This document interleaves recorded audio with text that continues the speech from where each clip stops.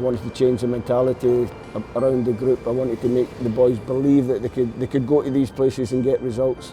From there was only a journey uphill. And football's never smooth. It never goes straight, and it never goes in a straight line. You get your highs and your lows, but some of the highs have been amazing. And I think everybody who's been on this journey should remember the highs more than the lows, because the highs have been unbelievable and will become part of Scottish folklore as we move forward. People will be talking about some of these matches, some of these occasions, right into the next century.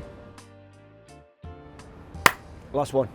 Steve, chances are we would have done one of these anyway to look back on all things World Cup, but there's been an unexpected change in circumstances. Firstly, how are you feeling?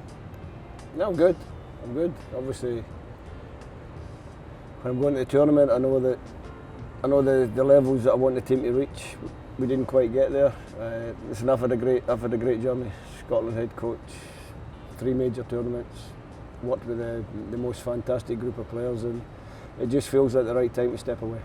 It's only a few weeks since we did one of these at the side of Lesser Hampden announcing your new contract, so I suppose the obvious question is why now? Again, just because that's the feel. Listen, what I wanted to make sure was that when I felt it was time to step away, it was time to step away. The contract before, signing the contract before, was a case of trying to give a little bit of comfort to the players, knowing that we were going in, knowing that we could continue the journey. I always had in my head that if we didn't come out of the group, which is something that we've tried to do across 3 tournaments now, I always had in my head that if that didn't happen, then it was probably the right time to step away. Obviously, if we'd managed to get that extra point and got out of the group, then I'd probably have stayed on and tried to do another tournament.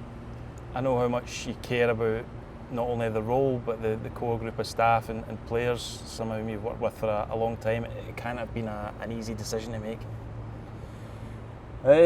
Or was it, in some respects? Yeah, in some respects it was easy, because I already had in my head that what I wanted to achieve as the head coach.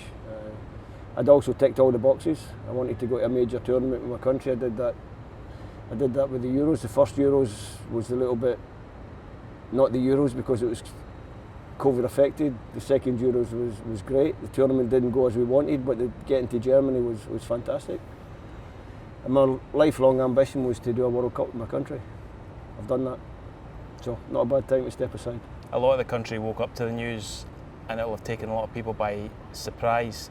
It's not something any of us maybe would have designed with a blank slate, but I know it was important to you that you told your staff and players first and foremost as a group.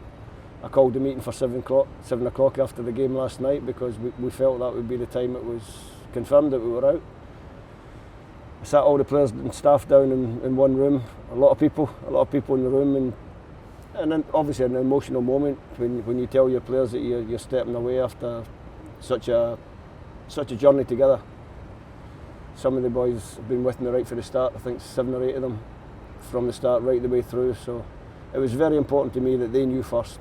And obviously, just before we went into the meeting, I had to tell my captain because I knew that he'd want to say a few words back to me. So saying goodbye to my staff and my players it was emotional. How do you reflect on the World Cup generally, now you've had a chance to catch your breath a little bit? Brilliant. I said I was going to enjoy it. Coming out for the Haiti game with the Scotland fans there in their thousands, and my family in the stand was just the best moment. So that was good. The next 2 games were tough. We played difficult opponents, Morocco, Brazil. Both of them can go really deep in the tournament, and we competed with them. No matter what other people might say, we competed.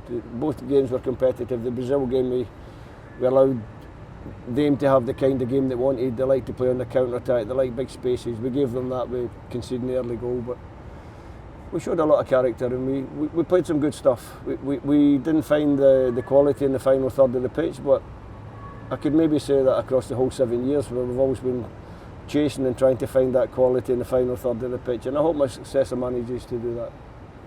In terms of what your successor takes on, I know maybe you and the coaching staff have enjoyed watching some of the younger players over the camp, and maybe bewildered sometimes by the interaction between them and some of the conversations. Have you touch on the core group that's been with you along the way, but the squad has evolved a lot as well over the piece? That's what you have to do. You have to take the core group, but you have to keep evolving round about it. there are a number of younger players in the squad now who will become the next core group. They should learn from the senior players that I've been lucky enough to work with. We've grown together through 30, 40, 50, 60, 70, 80, 90 caps. You know, so that going into this tournament, I think we're just about 1,000 caps in the squad, which is good experience at international level. We need to make sure the next generation learn from this core group, and they can carry us into the future tournaments. That's my hope and wish. Well, that core group's taken us to 3 major tournaments after a spell in the wilderness. It must give you a lot of pride looking back. Yeah, 100%, really proud. But everybody keeps saying this core group's finished. They're not finished yet. They're definitely not finished, because they can all make it for Euro 2028, home Euros, and I look forward to sitting in the stand if the Scottish FA are good enough to give me a couple of tickets for the tournament. Sitting there watching the boys play without the stress of being their head coach, and just watching, enjoying, and hoping that the next time they manage to do what nobody's ever done before for Scotland.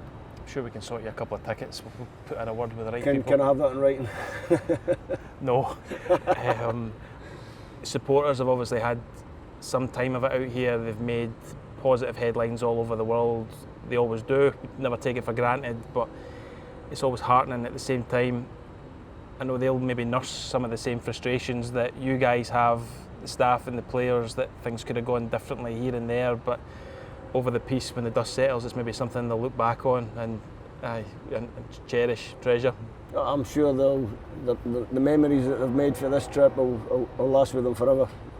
They know how to enjoy themselves, and I think no matter, there's always some rumblings around the outside, but the core group of the Tartan Army, the fans, they appreciate what this group of players have done for them. They appreciate the fact that they've been able to go to Germany, they've been able to come here to the USA, and they've had the best time, and long may it continue. They're a fantastic group of supporters. They probably drink a little bit too much, but they never go over the top in terms of behaviour. Their behaviour's always great. They make great friends across the world and great ambassadors for Scotland. And I know the away ones in particular have helped pull the team through in some difficult moments over the years as well. Yeah, and they've got one of the best away songs ever, Scotland Away. It's only got 2 words. Everybody sings it, and it's got a really catchy tune. When you go away from home and you hear that little pocket of noise coming out the stadium that's normally pretty hostile, you know they've got your back, and we'll always appreciate them.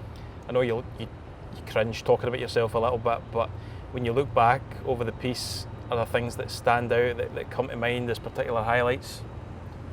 No, I think just the whole journey. The whole journey's been great. From probably I speak about it quite a lot, and me and Andy in New York as part of the prep for the World Cup, we're standing in a rooftop bar having a nice cold drink, soft drink obviously, looking out across the skyline of New York, and we both just looked at each other and said, we've come a long way from Moscow. Moscow was the low point. That was the point where when I started to fix in my head how I wanted to move forward. I'd identified a group of players that I knew could be good for us. I wanted to change the mentality around the group. I wanted to make the boys believe that they could go to these places and get results. And that was the low point. From there was only a journey uphill. And football's never smooth. It never goes straight, and it never goes in a straight line. You get your highs and your lows, but some of the highs have been amazing. And I think everybody who's been on this journey should remember the highs more than the lows, because the highs have been unbelievable and will become part of Scottish folklore as we move forward. People will be talking about some of these matches, some of these occasions, right into the next century. Again, without giving away too many specifics, half of your speech last night was about thanking people and looking back, but you did throw down the gauntlet a bit to the group as well in terms of what you expect from them going forward.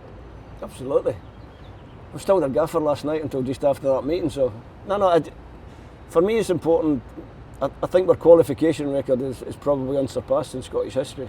We know how to qualify out the group. So all I said to the boys was, don't use the free pass to get to the next tournament. Make sure that you qualify as of right, because that's what we do it well. And it also gives you a great feeling going into the tournament that you know you've qualified as of right. So like I say, I look forward to sitting watching the boys playing in the next Euros, and next time they'll get it right. Well, Steve, on behalf of a lot of people with a lot of great memories, thanks for all your efforts. Thanks, Kenny.